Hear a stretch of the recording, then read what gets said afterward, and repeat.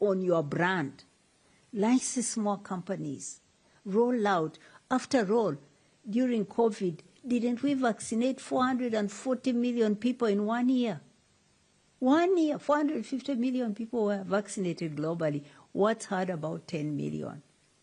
So we've been pushing Gilead. Now, Gilead is right to be scared. I think that's why they are keeping quiet, because they were also depending on this market-shaping role by PEPFAR and Global Fund and us on the ground who organize the countries, get the policies in place so that the rollout can happen.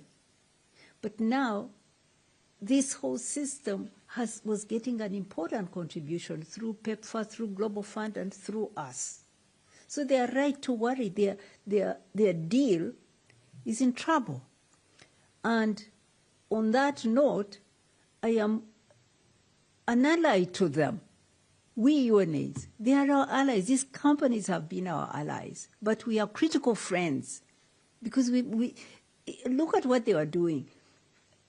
They are not transparent. They were not being transparent on the countries where, how they are selecting countries where the generics will go. 120 countries, but they don't include some of the countries with the high numbers of infections, because they are looking at profits, right? They are not transparent on prices. They say it will be at no cost. But even though they say it's at no cost, they don't tell us their production cost. So how are we to know they are not making profit? We don't know their production cost. So there were things that we were still pushing them on to do right, to stop playing this monopoly card and delaying and hiking price, but we are allies because they were moving slowly in the right direction. A long answer to your question. So to Mr.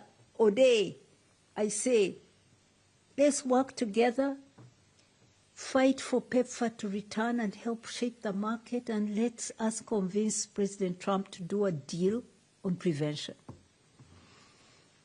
Merci, thank you. Last question will be from Jenny Lee Ravello from DevEx. Over to you, Jenny.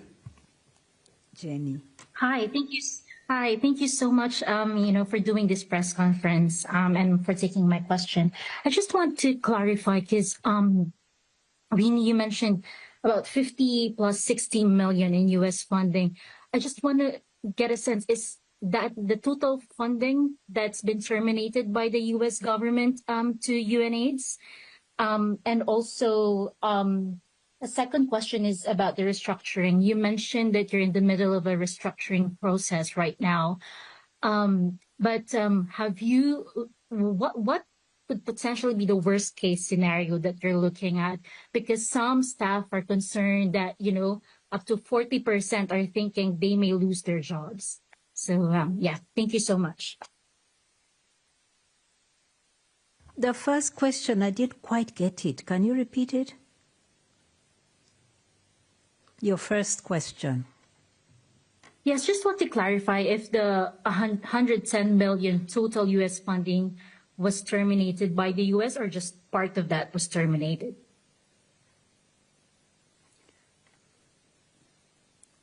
Okay. First,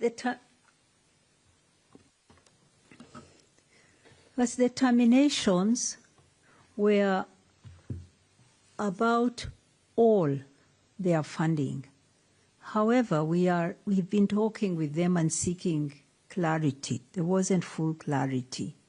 And I cannot say, but I think that the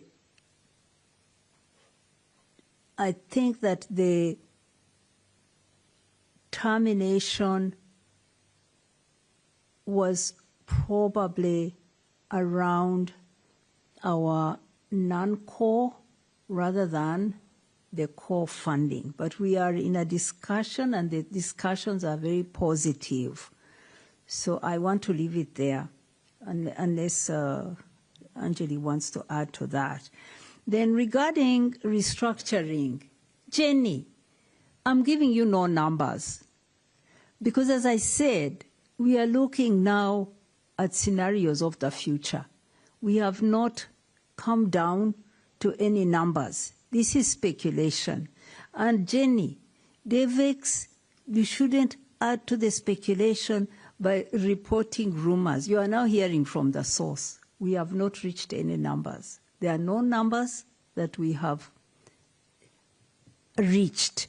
We are still looking at scenarios of the future, and we will get to numbers, and at that point we keep our staff informed. We have a staff platform through which we are talking to all the staff and consulting. And so worst case scenario is supposing we do not get any more funding in the future from the United States, supposing the European donors, who some have already said they are reducing their aid, but they haven't told us yet. You know, for example, today, I think we are going to hear the Secretary to the Treasury in the House of Commons spelling out cuts to their government, and that might include some more details about how they are moving from 0.5 to 0.3 of their GNI for aid, percentage of GNI for aid. So we will get, and even then we will not know yet what that means for us. The French have said they are going to cut their aid by 30%, the Belgians by 25%. So all this may have implications for us too, and we are looking at a scenario where those might mean reductions as well. So worst case scenario is about more reductions from Europe, as well as the possibility of zero from the United States. But as I said, I mean, we are engaging, and we are seeing. I mean, for example, we're moving ourselves from core funding to more non-core funding, and we are being successful.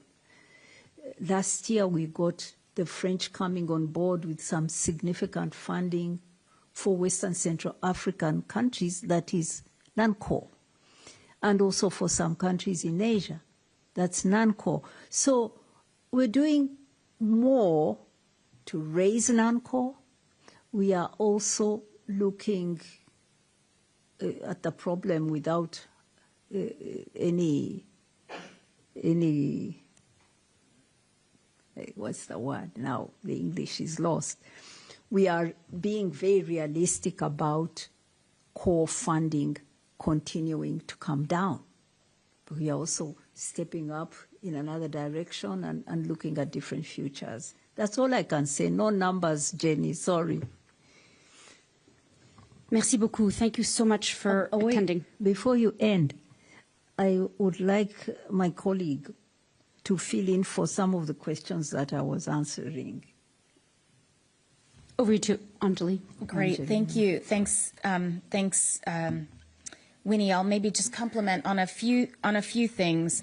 First, on the question around Jenny from DEVEX, the U.S. government gives UNAIDS resources through USAID and through CDC. These are all PEPFAR resources from the State Department.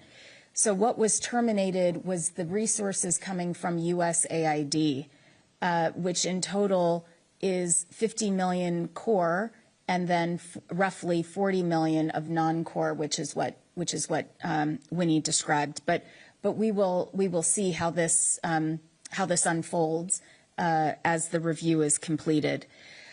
One question that I wanted to come back to from Isabel, UNAIDS, we don't procure products, but as Winnie said, one of the most important things that we do as UNAIDS is we can help set the global market. And we do this by global target setting. And we're in the process right now of developing the targets for 2030 that will take the world to end AIDS as a public health threat by 2030. And our goal is to be ambitious there, both with treatment, but especially with prevention targets, because there's a real opportunity. So you'll see how we're mobilizing around setting the market, setting the ambition. The question around Olivia from Reuters on in Latin America, I think the question around key populations in Latin America and the Caribbean. There are about 120,000 in Latin America, 120,000 new infections in Latin America, and many of those are among marginalized populations, especially key populations, which is why, as Winnie described, we're really needing to focus on where the virus is, where the virus is being transmitted, and mostly it's in these marginalized populations like key populations in Latin America, or adolescent girls and young women on the continent of Africa, for example. So we really need to make sure interventions are focused where they're needed. Your question around prevention of mother-to-child transmission, that is one of the services that we know is part of the waiver from the Secretary of State, Rubio. And so those services should be picking up to ensure that women that are going into antenatal clinics are indeed being tested, and then those that are positive for HIV will indeed be put on treatment so that their baby will be born without HIV. Because there's been a disruption in these services, we know that there have been challenges with testing in ANC centers, but also with babies being born with HIV needlessly.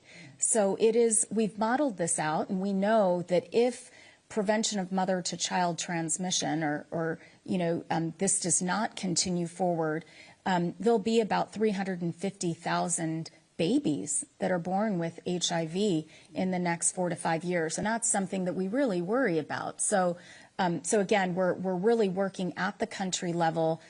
We as UNAIDS working with the governments, with civil society, with all the partners on the ground to really make sure that those essential life-saving services are indeed moving forward, and that country governments are not forgetting about the importance of prevention, because it is critical to sustainability.